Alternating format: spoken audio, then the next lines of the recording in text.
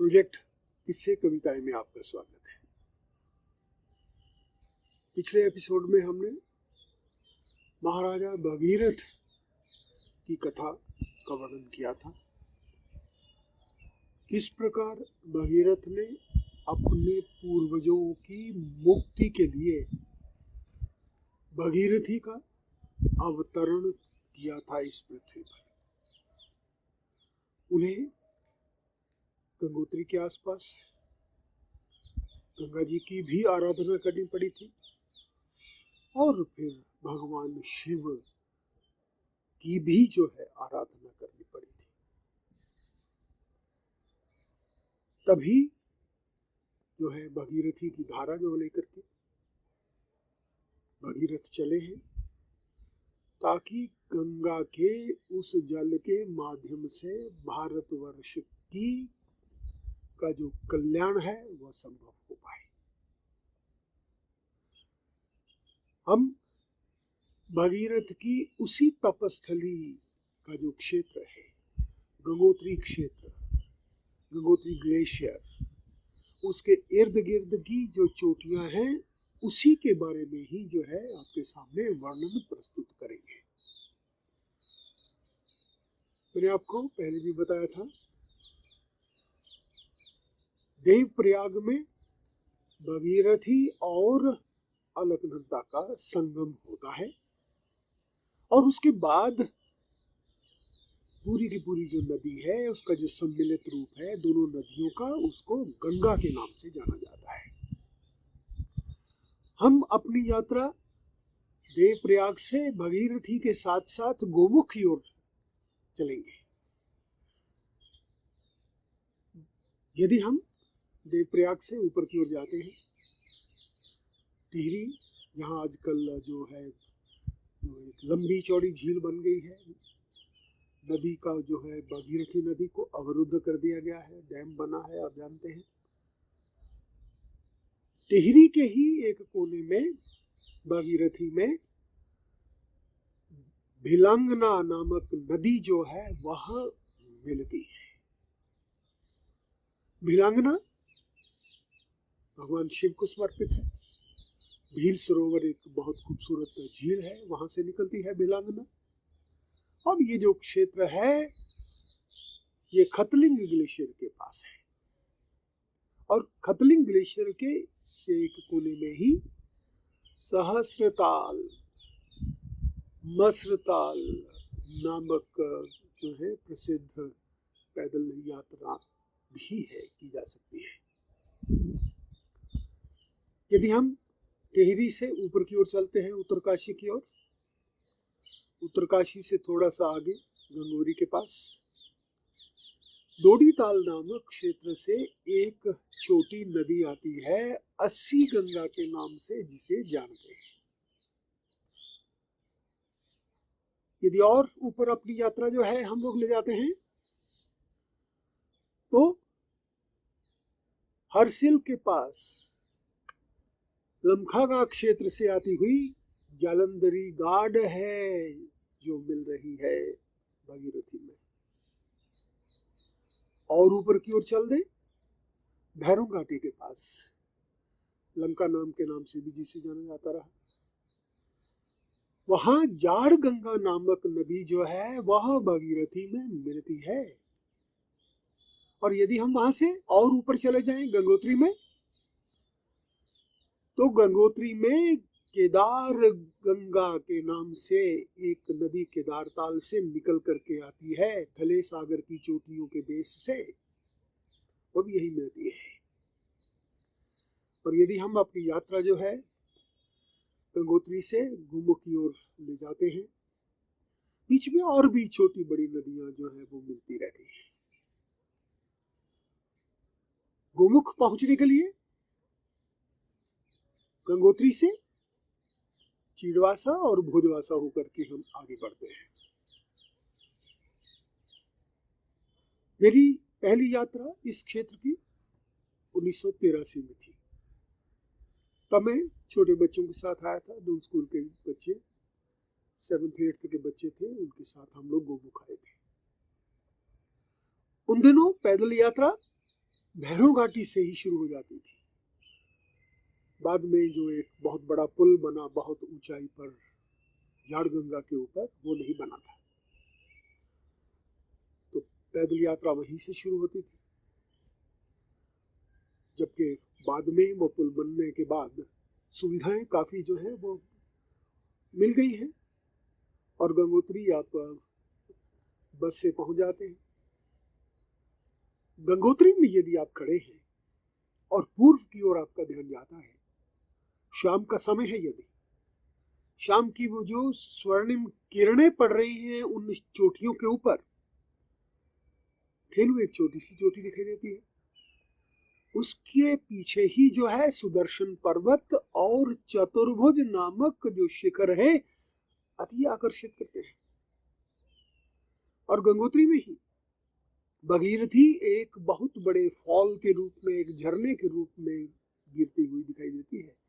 गौरीकुंड भी कहा जा सकता है, सूरज कुंड भी कुछ कह देते हैं। पूरी की पूरी नदी विशाल, उसकी जो है जलधारा जो है वो गिर रही है, उसकी फवारें दूर दूर तक पड़ती हैं। 1983 और जो मेरी लास्ट यात्रा उस क्षेत्र की हुई थी 2000 में, तब में और अब में बहुत बड़ा अंतर आ गया था इस क्षेत्र में। पहले इको टास्क फोर्स वालों ने जो अपने मार्ग में अवरोध खड़े किए थे उस तरह के नहीं थे, लोग आते जाते थे स्वतंत्रता पूर्वक। हम भी 83 में जब चले थे,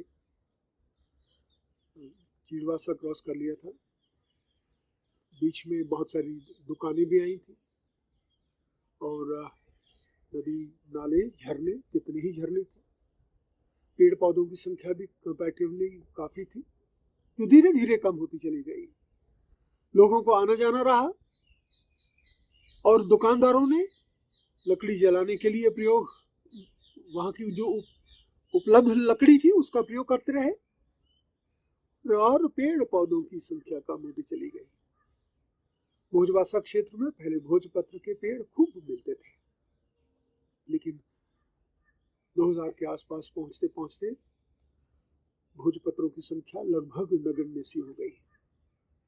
यद्यपि गवर्नमेंट जो है थोड़ी सचेत तो हुई थोड़ी देर बाद में, लेकिन तब तक बहुत कुछ कर चुका था। भोजवासा जो क्षेत्र है वहां पर बेंगोली बाबा का एक आश्रम है, रुकने का साधन है वहां पर, और वहां से 4-5 किलोमीटर दूर रह जाता है आपका गोमुख। 1983 में गोमुख बहुत खूबसूरत स्नाउट था, एक सीधी रेखा में जैसे वो बना है और उसके नीचे से जो निकलती हुई धारा है, और वो जो मुख था सचमुच वो गोमुख की तरह लगता था, गाय के मुख की तरह। धीरे धीरे वो जो एक रेखा थी स्नाउट की, उस ग्लेशियर की, वो धीरे धीरे कटती चली गई और एंगुलर बनती चली गई। वो डायगोनल पीछे दूर तक वो जो स्नाउट है वो भाग चला था। गोमुख में प्रायः जो है लोग आपको मिलते हैं खूब, नहाते हुए भी, आचमन करते हुए भी। इस क्षेत्र में मैं 5-6 अपनी एक्सपीडिशंस के लिए आया।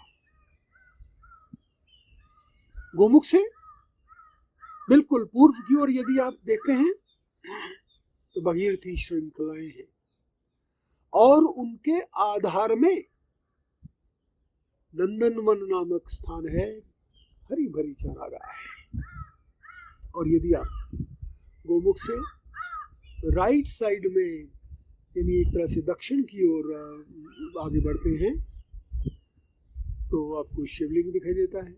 शिवलिंग के थोड़ा राइट साइड में जो है वो मेरू पर्वत है और उसके आधार में तपोवन नामक स्थान है।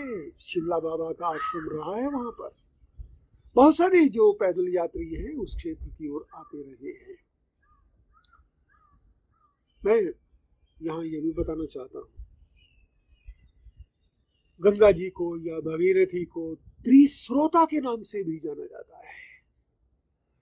तीन स्रोत हैं मुख्य रूप से। मेन ग्लेशियर तो गंगोत्री ग्लेशियर है